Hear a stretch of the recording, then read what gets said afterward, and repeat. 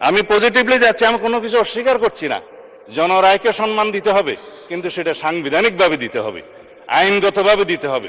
এখানে ইমোশনের কোনো জায়গা নেই। রাষ্ট্র ইমোশন দিয়ে চলে না, রাষ্ট্র চলে সংবিধান দিয়ে, আইন দিয়ে, কানুন দিয়ে।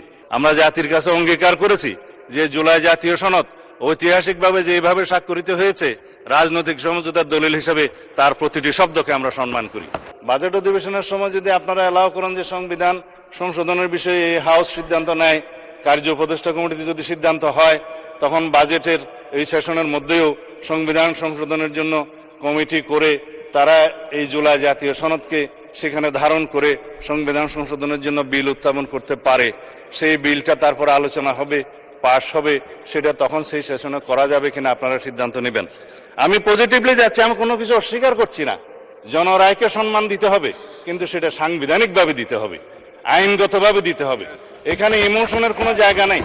রাষ্ট্র ইমোশন দিয়ে চলে না, রাষ্ট্র চলে সংবিধান দিয়ে, আইন দিয়ে, কানুন দিয়ে। তা আমরা সেভাবে যাই। আমি বিরোধী দলের মাননীয় বিরোধী দলে না থাকে যথেষ্ট সম্মানের সাথে এটা প্রস্তাব দিতে চাই যে আসুন আমরা কার্য উপদেষ্টা কমিটিতে সে বিষয়ে আলোচনা করি, কখন সংবিধান সংশোধনের জন্য আমরা বিল উত্থাপন করতে পারবো এবং জুলাই জাতীয় সনদকে আমরা অক্ষরে অক্ষরে পালন করতে আমরা প্রতিশ্রুতিবদ্ধ। আমরা জাতির কাছে অঙ্গীকার করেছি যে জুলাই জাতীয় সনদ ঐতিহাসিকভাবে যেভাবে স্বাক্ষরিত হয়েছে, রাজনৈতিক সমঝোতার দলিল হিসেবে তার প্রতিটি শব্দকে আমরা সম্মান করি।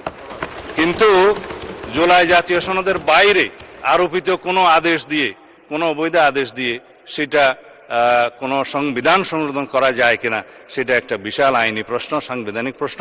সেটাও আমরা ডিবেট করি, আলোচনা করি। আমরা কার্য উপদেষ্টা কমিটিতে আলোচনা করি এবং সংবিধান সংশোধনের জন্য আমরা বিল উত্থাপন করি। সেই বিল আমরা সমঝোতার ভিত্তিতে মহান হাউসে গ্রহণ করি। তারপরে এই সংবিধান অনুসারে রাষ্ট্র পরিচালিত হবে এবং ইনশাআল্লাহ আমরা সংবিধান মেনেই এই পর্যন্ত এসেছি এবং সংবিধান মেনে চলবো। সামনের দিনগুলোতে আমরা সাংবিধানিকভাবে এই রাষ্ট্রকে এগিয়ে নিয়ে যাব। ধন্যবাদ মাননীয় স্পিকার।